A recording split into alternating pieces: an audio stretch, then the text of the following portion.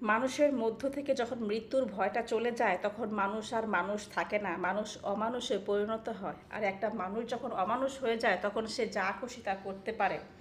গতকালকে একটা নিউজে দেখলাম যে আমাদের ধর্ম উপদেষ্টা খালিদ সাহেব বলেছেন যে এখন থেকে মাত্র 3 লক্ষ টাকার মধ্যে মুসলমানরা চাইলে বাংলাদেশ থেকে প্রিয় নবীর দেশে যে হজ করে আসতে পারবেন, আর 70,000 টাকার মধ্যে উমরা হজ করতে পারবেন। অথচ আমাদের যে মানে আগে যে গভর্নমেন্ট ছিল তারা হজের হজের হচ্ছে যে কি বলে এটা, হজে যাওয়ার টাকাটা বাড়াতে বাড়াতে বাড়াতে বাড়াতে এমন জায়গায় নিয়ে গেছে যে একটা মধ্যবিত্ত মানুষ চাইলেও টাকা খরচ করে যে হজ করতে পারতো না। তারা জনপ্রতি মানুষের কাছ থেকে 7 লাখ 8 লাখ টাকা করে নিত। তো আমরা গরিব দেশের মানুষ, আমরা গরিব দেশ, আমরা অনেক মধ্যবিত্ত পরিবার আছে যে সারা জীবন আল্লাহ বিল্লাহ করে বাট শেষ বয়সে তারা চাইলেও এত টাকা খরচ করে যে হজ করতে পারতো না।